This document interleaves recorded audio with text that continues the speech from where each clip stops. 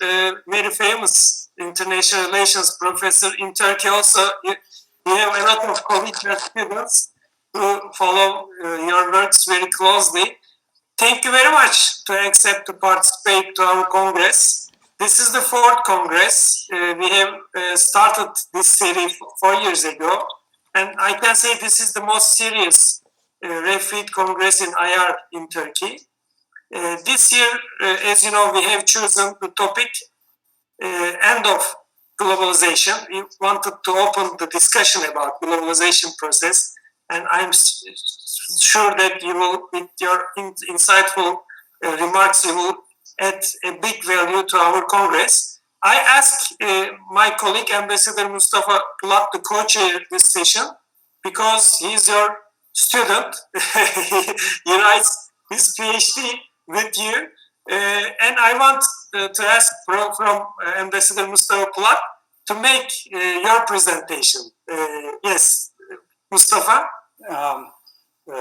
Dear followers, dear members of the department, it gives me great pleasure and honor to welcome Professor Thomas Risse, Director of the Center for Transnational Relations, Foreign and Security Policy at Dr. Zur Institute of Political Science in the Freie University in Berlin.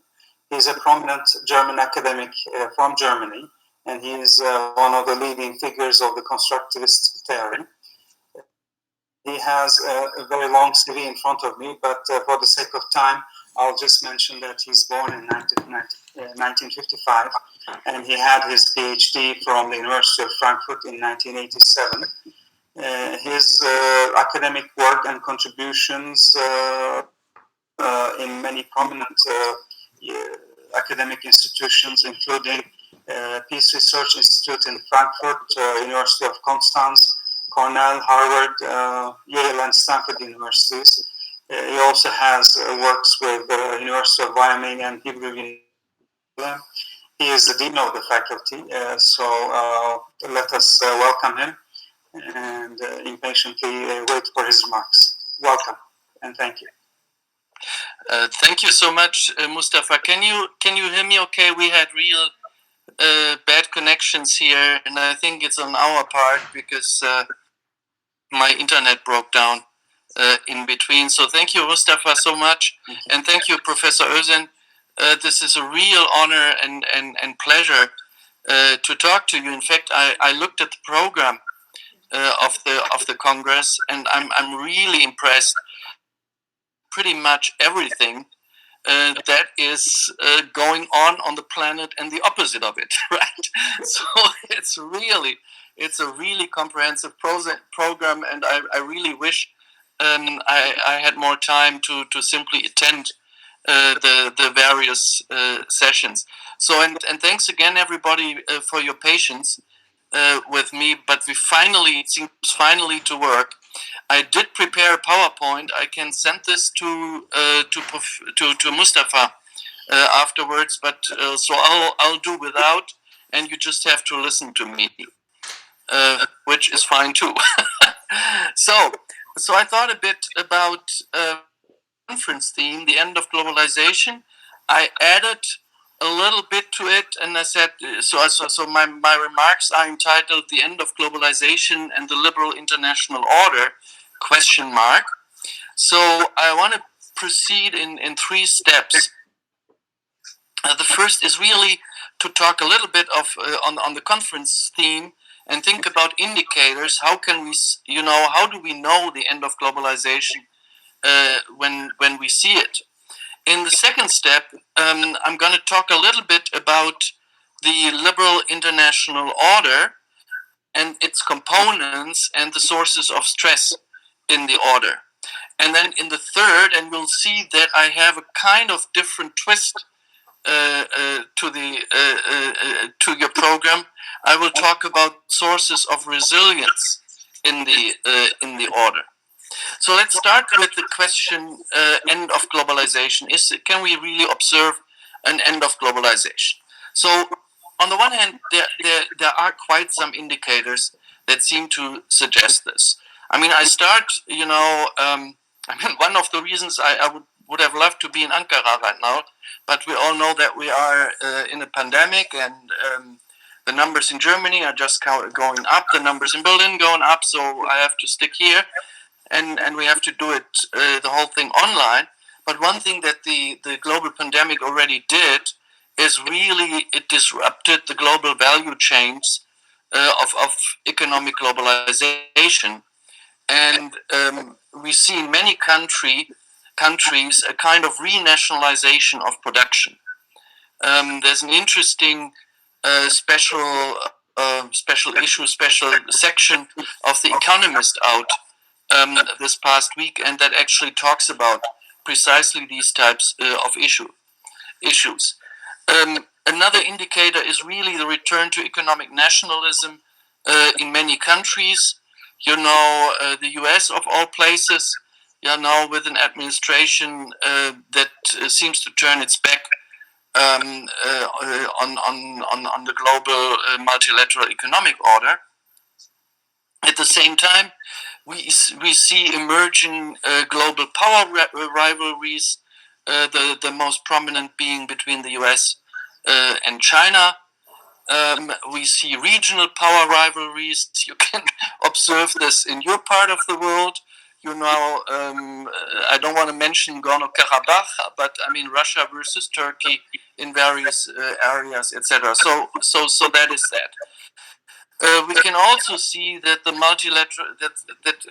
major multilateral institutions are under stress. The World Trade Organization has been pretty much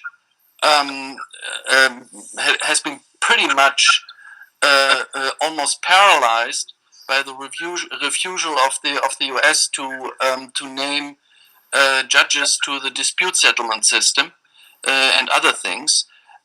We all know about the WHO, the World Health Organization, in the times of the pandemic, again with the US have not left it yet, but threatens to leave it.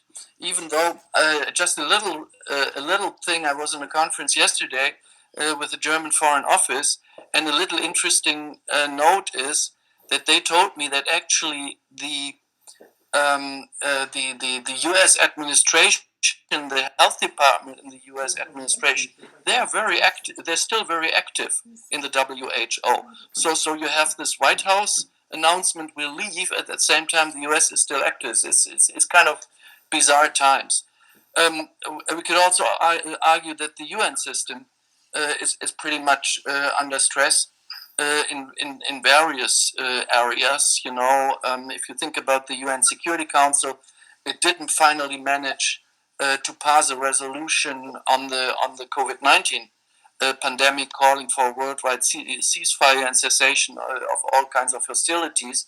But there's not much of a follow-up, and it didn't have much. It didn't have a real impact. We can see a lot of regional organizations under stress. Talking about Europe and the European Union, where I'm located, Brexit is coming, and it's going to be harsh. It's not. I don't foresee any kind of. Maybe, I mean, they have some last-minute agreement, but it's very hard to imagine that. We have the rise of illiberal regimes inside the European Union. So there's all kinds of things. Now, one note in this context is that I don't think that COVID-19 caused all of this. But COVID-19 and the global pandemic works as a kind of accelerator, or it exacerbates trends that have already been in the system before. So the big question is, did realism or neorealism get it right after all? And are we returning to, to quote Hobbes, to a world where life is nasty, brutish, and short? As people like John Mersheimer and others are predicting for the last 30 years. So there are all kinds of kind of doomsday indicators that we can see, but I'll say in the end, hold your breath. Wait a minute, because there are also some other things going on. So let me talk in the second part a little bit what is at stake. And in this context, I'd like to talk a little bit about the various components of what a lot of scholars have called the liberal international order.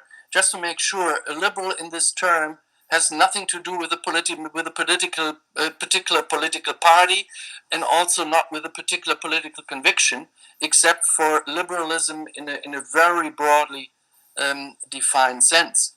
So when people talk about a liberal international order, and what they mean is mostly the post-1945 international order, and we can have a long conversation how the Westphalian order as an order that is pretty much based on nation states and national sovereignty and so forth, how that relates to the liberal international order. But I don't want to go there. We can maybe talk about this during the question and answer session. But once people talk about a liberal international order, they usually use three components. The first would be what one could call liberal internationalism. And what it means is essentially a commitment to principled multilateralism, that you need to have international cooperation to solve global governance issues, and that you are committed to the peaceful resolution of conflicts. We all know that this is sort of shaky, etc., but liberal internationalism really means John Ruggie called it principled multilateralism. It's not just an ad hoc cooperation, but a principled commitment to multilateral solutions. And just to name a couple of things in this context, I think the founding document, if you want, the constitutive document of that liberal internationalism is actually the UN Charter. You know, if you look at the UN Charter, there's all the principles of principled multilateralism in there. Now, there is, I don't know whether you have American colleagues on the program, but there is a widespread myth, and that is that this liberal internationalism came about essentially because of US hegemony after World War II. Now, it's true that the US has been an overwhelming power in the immediate post-World War II years, but I want to remind everybody that the UN Charter was a negotiated document among many states, and that a lot of states have their stakes in that. It's not just simply an American invention. The UN system wouldn't have come about, for example, without Latin American countries. And I could go on and on and on. It's simply a myth. And we teach it in international relations classes a lot of time that the post-World War II international order was pretty much done by the United States. That's true to the extent that the US was really an overwhelming power and sort of backed it up for a very long time. But it's simply not true that the content of that order owes everything to the United States. So, what do we have now in terms of liberal internationalism? We have all kinds of global governance institutions, covering pretty much every issue area in international life, and we have on top. This is sort of the global institutions, but we also have a lot of regional organizations, regional multi-purpose organizations, and I'm not just talking about the EU. The EU is only one of them. If you look at for example, sub-Saharan Africa, there are tons of regional organizations in Asia, ASEAN, and so weiter and so forth. I mean, what most of these institutions have in common, and that is probably one of the issues why a lot of this is contested at the moment, over time, they amounted to deep intrusions into national sovereignty through the pooling and delegation of authority. With pooling of authority, we mean that mostly that a lot of these organizations have majority voting, so you can actually be overruled. And delegation of authority means that authority was transferred to supranational institutions, international courts, and stuff like this. So that's the liberal internationalist components of the LIO, or the liberal international order. The second component I would call economic liberalism. You know, an international system based on market economies and an open and rule-based trade systems. I don't have to go into the details because you're all familiar with it. Again, it was created after the war with the Bretton Woods agreements. We got the WTO in 1995. And once again, we not only have a global regulated economic order, we also have regional free trade agreements. And immediately after World War II, we had a situation where we had what John Ruggie called embedded liberalism, and that means an open, true rule-based trade system, but with sort of the permission for nation states to actually mitigate the disruptions that an open economies would cause. So we're talking about welfare states, etc. Now, of course, we all have seen the trend to neoliberalism in the meantime, when a lot of that went away. And I think one of the repercussions we face today, partly as a reaction to neoliberalism, is that economic liberalism as a whole is now under stress through economic nationalism. The third component of the LIO would be political liberalism, and that's probably the most contested at the moment. You know, what I'm talking about is human rights, the rule of law, democracy, and all of that. And again, this is enshrined in international regimes, starting with the UN Charter, the global UN Charter, the global human rights regime, etc. And once again, by the way, this is not an imposition by Western hegemony. If you look at the story, how the the Universal Declaration of Human Rights in 1948 came about, once again, both Asian states but also Latin American states were absolutely crucial in putting this together. So at the moment, we do not have just a global human rights regime. We also have all kinds of regional human rights regimes, with the European one, to which actually Turkey is still a treaty partner, being part of it. So, and on top of it, and that is again a real intrusion into international sovereignty, we got global and regional human rights a global and regional human rights court system. And interestingly enough, while the system is under stress, it is interesting that there is not a single member of the United Nations that is not part of at least 2 to 4 international human rights agreements. You know, it's really interesting. Even the most autocratic regimes. I don't want to talk about North Korea in this context, but I mean, China is treaty partner to a couple of these international human rights treaties. Nevertheless, one has to say that the system is currently under stress both globally and regionally because of the rise and challenges by autocratic regimes, and China being only part of it. So, if you could see my PowerPoint now, there would be a graph. So I have to describe that graph. And what you see here would be on the x-axis would be a timeline starting in 1920, and the y-axis would be the number and intrusiveness of international treaties, and it's called the Liberal Intrusiveness Index.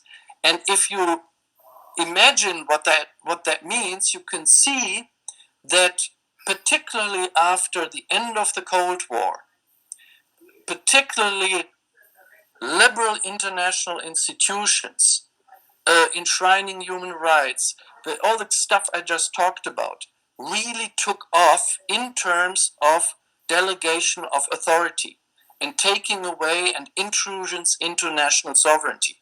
So that's the graph. It really, it remains it has its first rise right after World War II, and then remains a little, a stable slope, but not very dramatic. It gets really dramatic after the end of the Cold War. And many people argue it's particularly this intrusiveness that now has resulted in a kind of backlash.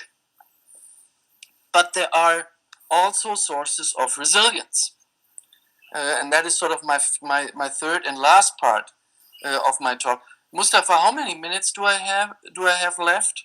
I think we could be flexible. Okay, don't tell that to a German professor. Then he's going to talk for ages. No, I'll try to be short.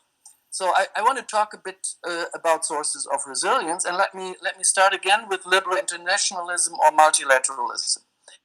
And in this context, I want to start with a quote from Benjamin Franklin. He said that right before the Declaration of American Independence, and the quote is, "We must all hang together, or most assuredly, we will all hang separately."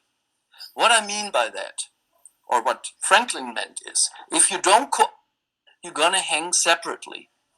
In other words, just because we have the rise of nationalism, global governance issues won't go away. And these are global issues. Climate change is a global issue. The European Union can move as much as it wants to clean energy and et cetera, et cetera, et cetera. We need global rules in this area. So the transformation toward a green economy has to be a global one if we really want to mitigate climate change. If it's not simply too late. We just noticed the same with COVID-19. The initial reaction by many governments and many states was to simply close off borders, return to nationalism. Now we have this run for vaccines, etc. You try to buy it up as much as you can. That's fine and nice, or not. Actually, it's not nice. It's absolutely not nice, but it doesn't solve the problem. The point is, it doesn't solve the problem. Without, for example, scientific cooperation across continents, from China to Russia, through the US to Germany, Turkey, etc. We have networks of scientists now sharing data, and without doing that, forget about the vaccines and the etc. The same is we all know the long-term repercussions for the global economy.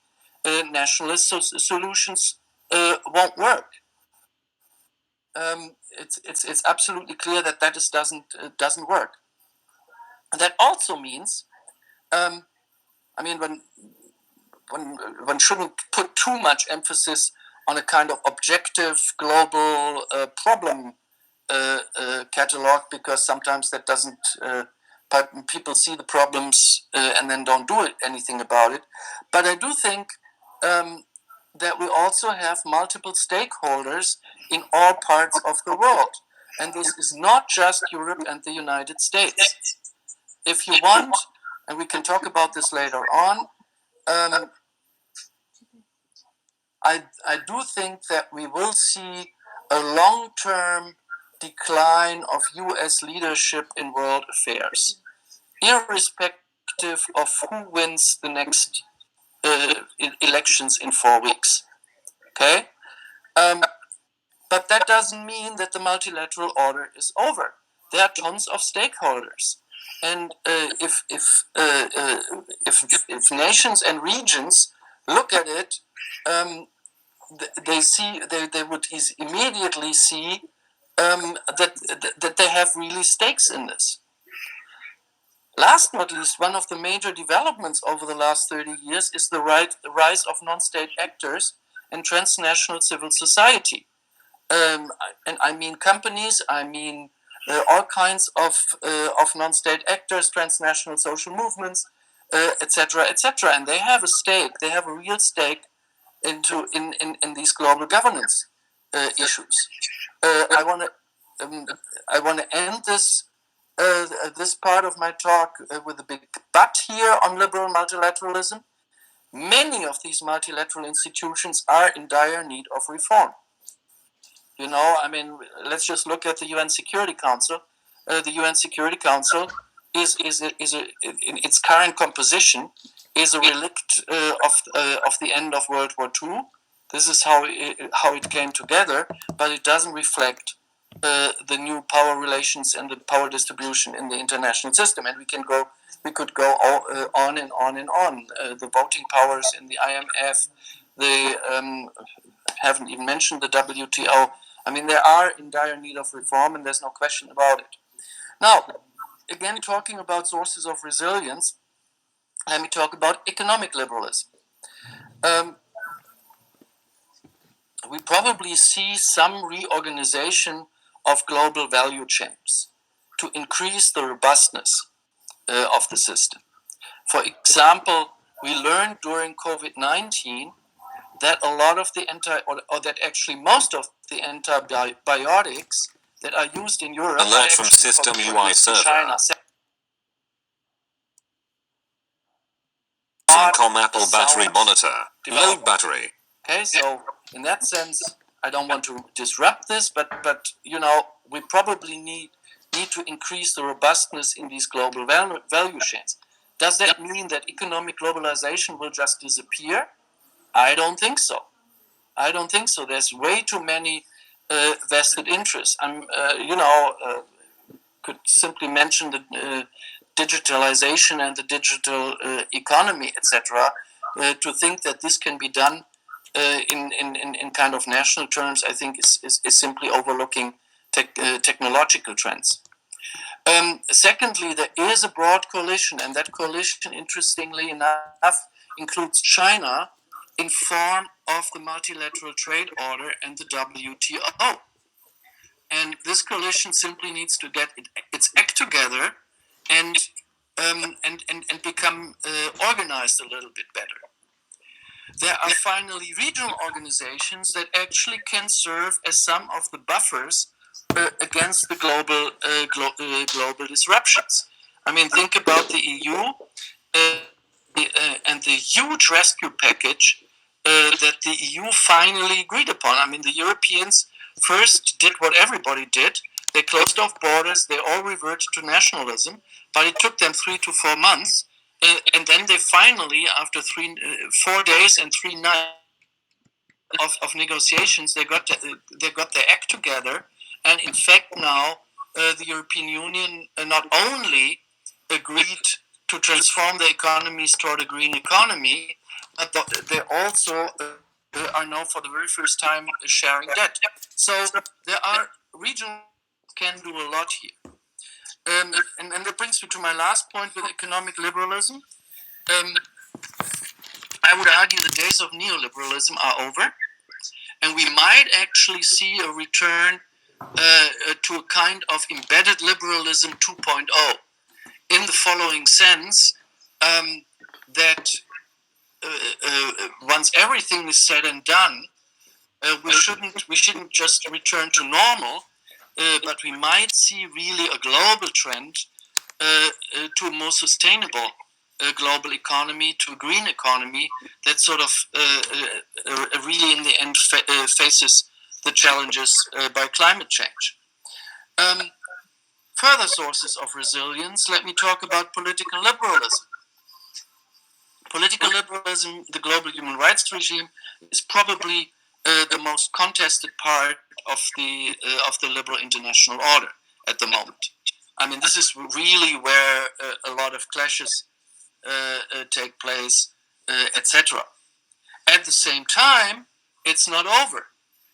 We see civil society and social movements within autocratic systems interestingly enough, all over the world. I mean, I start with Belarus and I end with Thailand. And I want to remember everybody, the struggle for human rights worldwide has never been easy. It was always a struggle. It has always had its ups and downs. So I'm not totally pessimistic in this thing, which brings me to my really concluding remark, or concluding quote, to the question, the end of globalization and the end of the liberal international order, question mark. So I would like to answer with Mark Twain. Reports about my death are greatly exaggerated. Thank you very much, everybody, for listening. Thank you very much, Professor Risse. Alert from. Your disk is almost full. Question and answer section. The structure of the program is like that. We are in the room, the speakers, and we have a webinar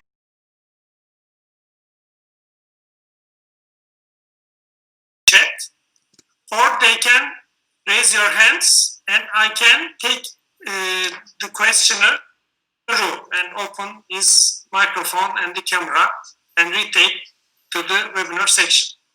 Okay, now if you have questions, please raise your hands or write from the webinar chat.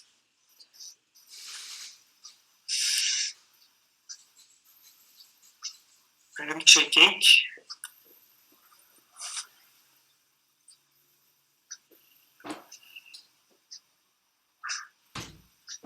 We have no questions.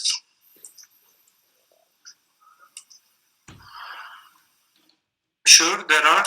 No? Okay, I'll ask first. Maybe the viewers can have time to think. Describe a new system that the hegemon, the US, who created EBITDA and globalized maybe the Atlantic political and economic system after the Cold War, now is not very willing to coordinate or to orchestrate. Maybe with Trump administration, on the contrary, the US waving against such a global integrated economic political system. And you are saying, you are arguing that the global system can function without a hegemony or without a role of the hegemon, as far as I understand, even from the perspective of liberal institutionalism.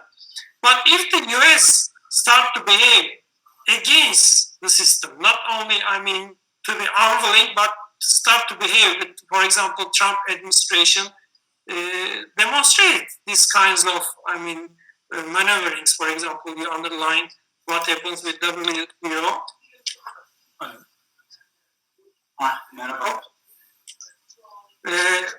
What do you think? If the system still can continue to function? Okay, can you hear me or see me? I don't know. Yes. We can see. Good. Okay. Let me start with again a quote or a reference to a famous book. In 1984, in other words, more than 35 years ago, Robert Cohen published a book called After Hegemony. That book was a reaction to the breakdown of the Bretton Woods system, in the sense when the US refused to underwrite the international monetary order, and it was the end of the dollar system. And Cohen's argument was that there are a lot of rational interests among the states to keep up international regimes, even if there is no hegemon, after hegemony. Okay? So maybe we should reread that book. Mm-hmm. I guess what I mean is, yes, it's true. Yes, it's true that the US was very important for the global international order throughout the decades. There's no question about it. and for a long time, the US was the most powerful state in that system. We can have hours of discussion of whether it really was a hegemon in the sense that it yielded enough power to actually put everybody else sort of on the side. I'm not so sure about that, but I do agree that we see a retreat of the US from the global leadership role. Now, and I think you made a good point by arguing, okay, there are two options. The US refrains from global leadership, but it kind of remains benign. You know, it doesn't do much, but it also doesn't do much to interrupt or spoil the system. That, of course, is sort of, I would then say that's the easier part then, because then other stakeholders can take up and negotiate the deals and get things done. One issue, for example, would be WTO reform. Another issue that has survived so far really well is the global climate change regime. If you think about that Trump announced that he would leave the Paris Agreement, but the various conferences now implementing the Paris Agreement on climate change have actually come to conclusions and are working reasonably well. So, of course, if the US actively seeks to undermine the system, we are in a much worse situation. And there you might be right that the strengths, or it would require a lot of strength of the other states or regional organizations. I mean, we have a lot of talk in Europe now about whether the EU, the European Union, should take a kind of a stronger global leadership role. I mean, that's a long discussion that we can have. But I agree with you. If the US becomes a real spoiler, you know, trying to undermine the system, things will be, because I mean, the US still wields a lot of global power. Mm-hmm. You know. Okay, a bit as far as I understand, it depends still a bit how, I mean, the US with Trump or new administration will perceive the globalization and will behave. Absolutely. No, I mean, to talk about the elections, if Biden wins, we will have, I don't think, you know, I mean, we will return to kind of, in quotation marks, normal. Mm-hmm. Yeah, but at least the US will remain benign. Mm-hmm. Yeah, I do think that a Biden administration will have enough to do domestically for the US. I mean, the country is extremely split, divided, and whatnot. And the Biden administration will not be too active in international affairs, but that leaves room for others. Now, a re-elected Trump is a different story. You know, we don't know what he can do. You know, he might leave NATO. I mean, so far. But then again, you have to see certain things. I mean, if we want to talk about the US a little bit, former, my doctoral supervisor. Yes, I'm proud to be Mustafa's supervisor, but my own doctoral supervisor, Ernst Otto Schempiel, he was a scholar on American foreign policy, and he taught us that if you want to understand American foreign policy, you have to look at domestic politics. You have to look at the different interests in the country, and Trump is not the only one, even in the system. And it's remarkable, if, for example, we want to talk about NATO for a second, how the Pentagon and the U.S. military has shielded NATO and the military integration of NATO from all the brouhaha of the Trump administration. Okay. Okay. Thank you very much. We are still waiting for further questions. Especially, I'm waiting from our assistants. Maybe we have technical problem. I don't know. raise your hands or you can write from webinar chat.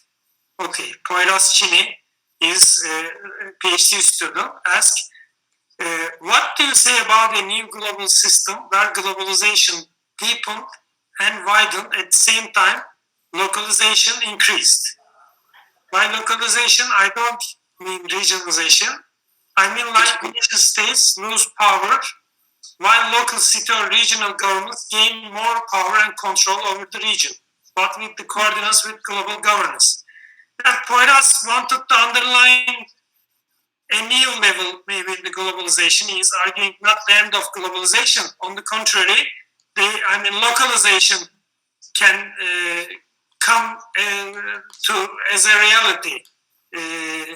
Maybe you can discuss this issue as well. Do you think this, local entities can have a role in the international system?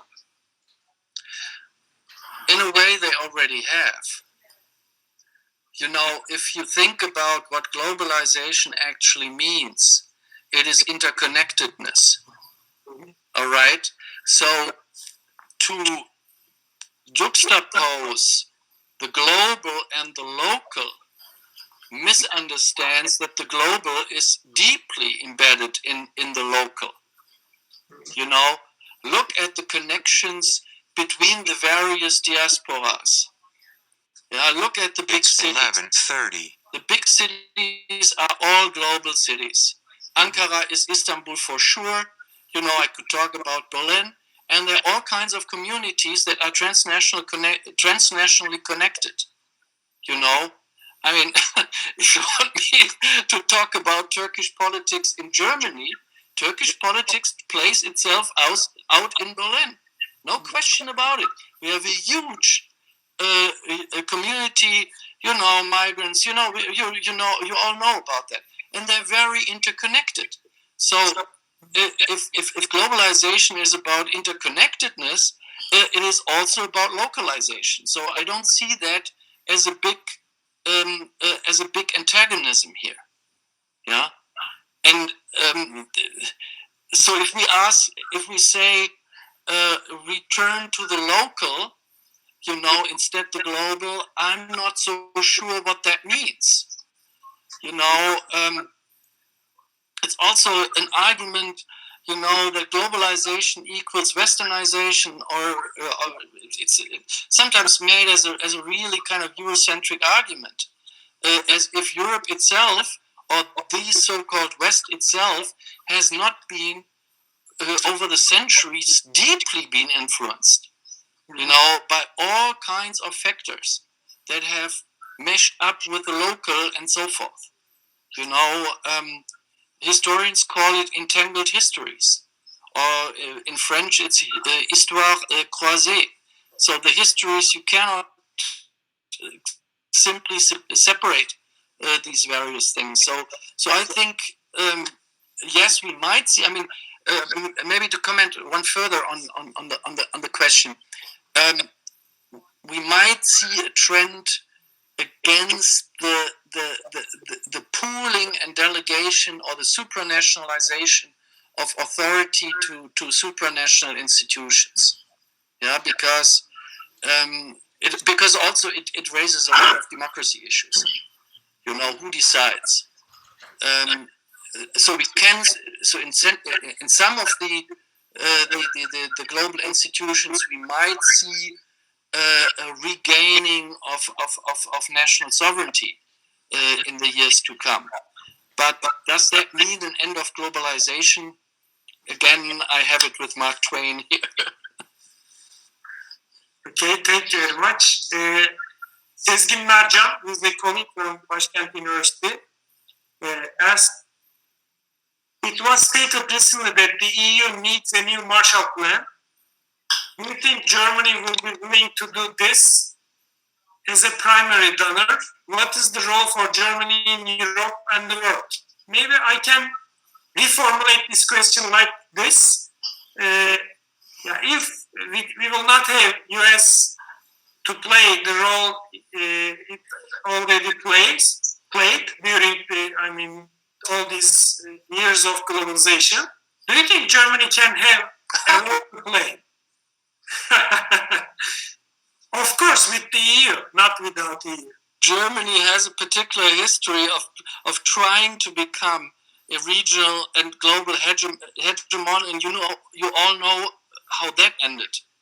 But with the EU, maybe. With the EU. No, I mean, seriously. Number one, I start with this global Marshall Plan question, or a Marshall Plan question.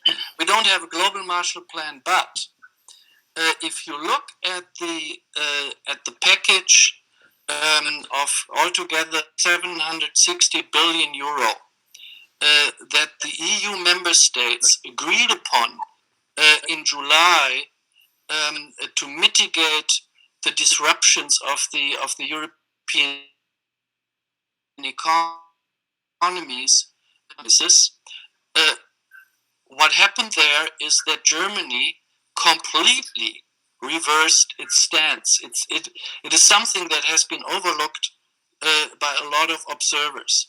If you remember the Euro crisis, Germany was adamantly opposed for the European Union to take over debt of individual member states.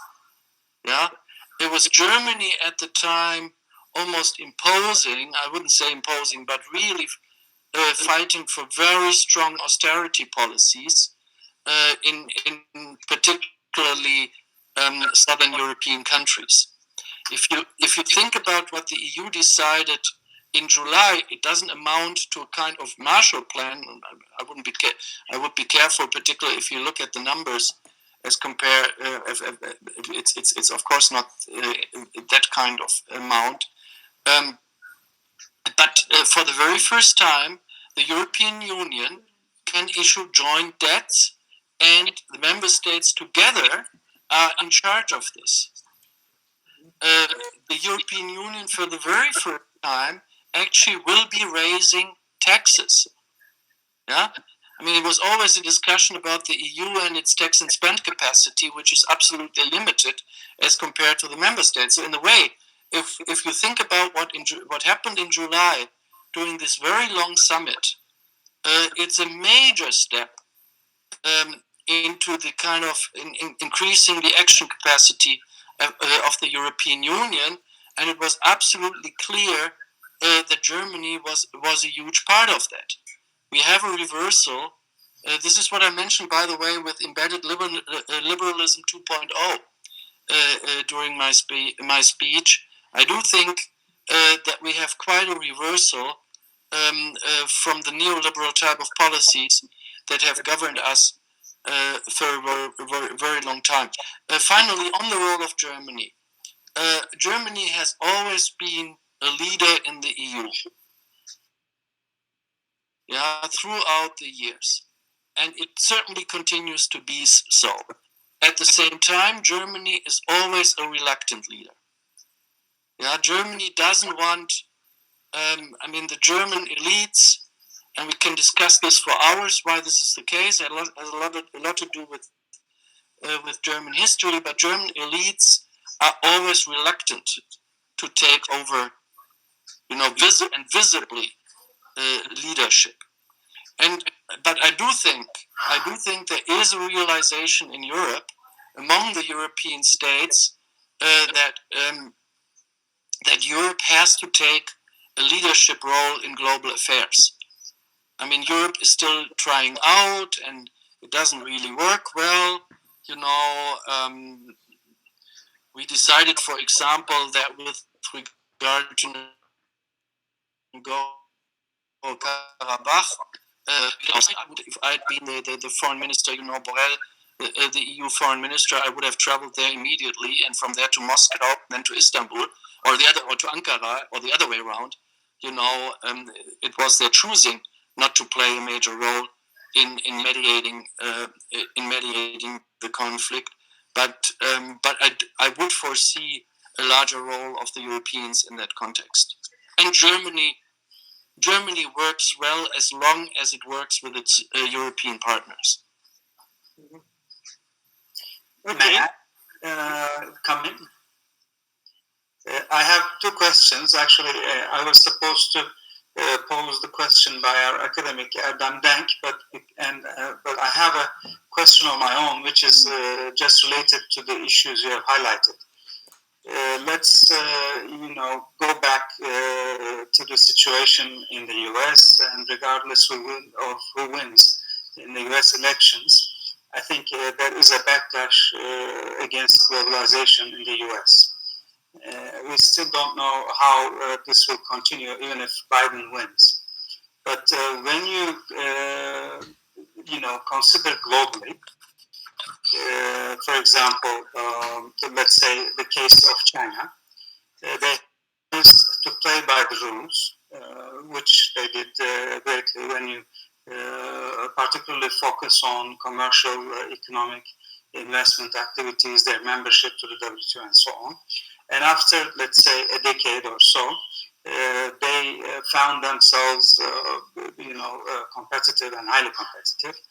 And they may be inclined to take over certain responsibilities, although in my own view, they have their own reservations too in relation to taking some kind of leadership in the global affairs. Let's assume that the US and the general Anglo-Saxon world, let's say,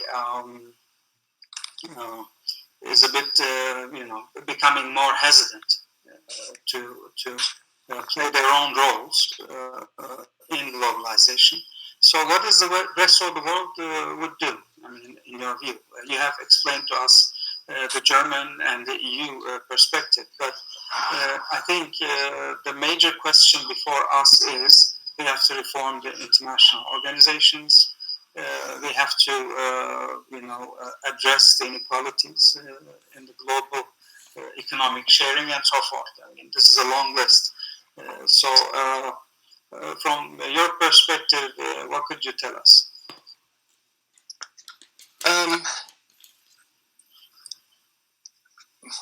Maybe first a reaction again to the US role and so forth. I agree with you that there is a widespread sense in the United States that they should take care of their own affairs first. And it doesn't mean necessarily America first or make America great again. That's a different story. But for example, military interventions, in that sense, Trump has been a retrenchment guy, and I think Biden administration will follow on that path. So there's a widespread fatigue, at least when it comes to military interventions. There's also widespread fatigue to take care of world affairs that are far away from home. So in that sense, I wouldn't call it isolationism. The US will never be isolationist. I think that's I disagree with that statement. But what we're gonna see is a continuation of a kind of retrenchment that already started with the Obama administration. Then Trump put it on steroids, but Biden will certainly continue on that path. So what that then means for the rest of the world. I mean, the point is simply, it's going to be bumpy. I mean, the road ahead will be bumpy. I mean, you talked about China. Yes, on the one hand, China comes across as sort of the rescuer of the open international economic order. At the same time, and I really don't know about Turkish business in China, but I mean our companies in Europe, in Germany and so forth, they complain that China wants an open economy everywhere else except in its own country. Yeah, I mean that was one of the issues that have been discussed when Trump got in all these trade controversies with China. That a lot of people regretted that. They thought, I mean, this is stupid. this is stupid vis-a-vis China. The US should have lined up with the European Union, because the European Union has the same economic issues with China as the US. Yeah, when it comes to, for example, intellectual property rights, when it comes to investments and the protection of investment, etc., etc. So at that point, I think the People's Republic of China has to make a choice. Yeah, if it really wants to become part of a multilateral global economic order, and I think that is absolutely in China, in the Chinese interest, then it needs to open up its own economy too. So and that requires quite some changes. Yeah. So I guess my point is, if you look at the various powers, I mean, we can talk about Turkey for a long time. You know, Turkey going back and forth, on the one hand being really good. I mean, not so really clear. I mean, you know more about Turkey than I know, but I mean, the Turkish government needs to understand what the stakes are. Yeah, if you turn away from multilateral institutions, you know, this is not a kind of altruistic thing, you know, thinking about, let's all be nice to each other. No, it's actually all about very, very hard-nosed interests, but also about values, but they go together. Yeah, we have economic interests, we have security interests, etc. And if the global order simply breaks down, because the major powers, the major emerging powers, think they can go it alone, or they should revert to an era of geopolitical rivalries, or, you know, like the great power competition of the 19th century. Be my guest, it's going to be extremely disruptive. Yeah, I mean, we can talk about Latin America, and I mean, unfortunately, under Bolsonaro, Brazil has not much of a foreign policy to begin with. But if you think about Brazil's role in the UN system over the years, it has been extremely important there. Extremely important. Brazilian diplomacy in the UN system was extremely effective. They've lost a lot of this, and I don't think it serves their own interests. So I could go on and on and on. Yeah. So I guess the road will be very bumpy. Yeah, and we will probably see a lot of disruptions. But, you know, Mark Twain, reports of my death are greatly exaggerated. Yeah. I have two questions from fellow academics. Okay. One of them by academic Adam Dank. I saw him connected, but if he wishes so, he can connect himself, or I can pose the question as it is in front of me. To save time, maybe I could just translate it.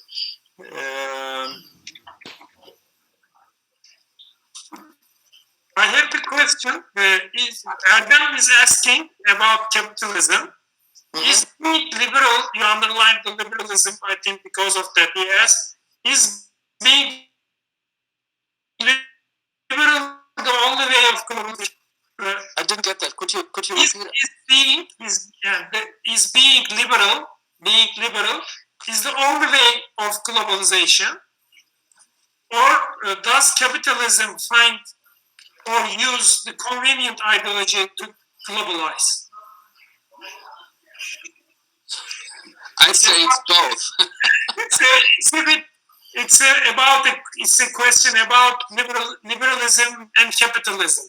Yes. Capitalism must be necessarily, liberalistic, probably he's asking. Yes, in the sense as sort of market type of economies it's a constitutive part of liberalism. Yes, in that sense.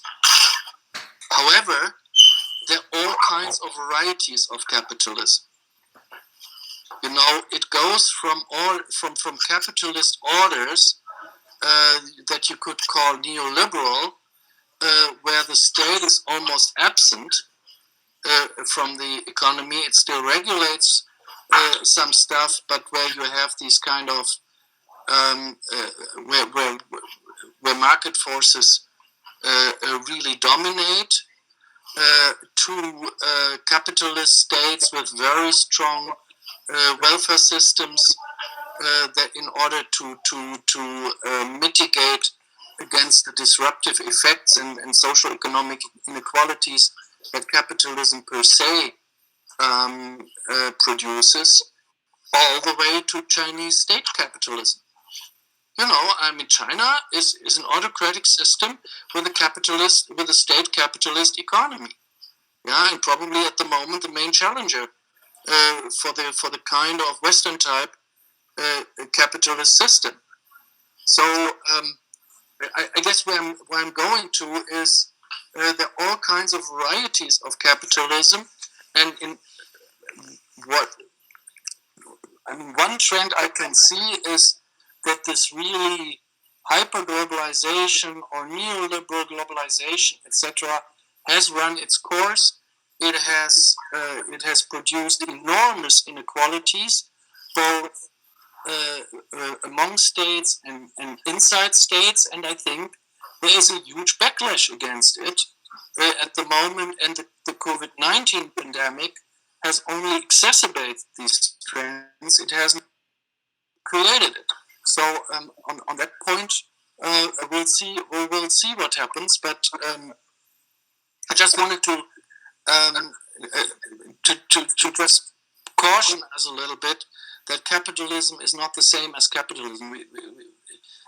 I don't think market economies will go away, but what type of capitalist order we will have is a very different story.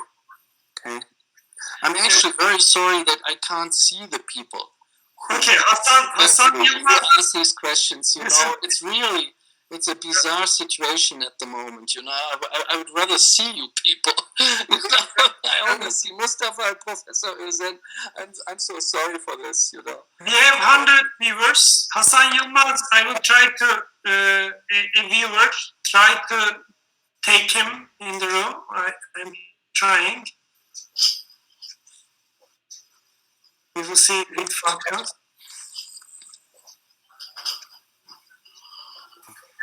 Yes, Hasan Yılmaz. A viewer. Hasan Bey, could you first present yourself, from where you are participating, and briefly ask your question. Thank you, Professor. I am Hasan Yılmaz. I'm a PhD student at Karadeniz Technical University, and I'm connecting from Giresun, very far northeast part of Turkey. Professor, my question is about financial system of this current global order. The other parts of globalization, states, regional organizations, international, they do something about it. They try to institutionalize some, create regimes, etc. But financial system, absolutely, there is some loose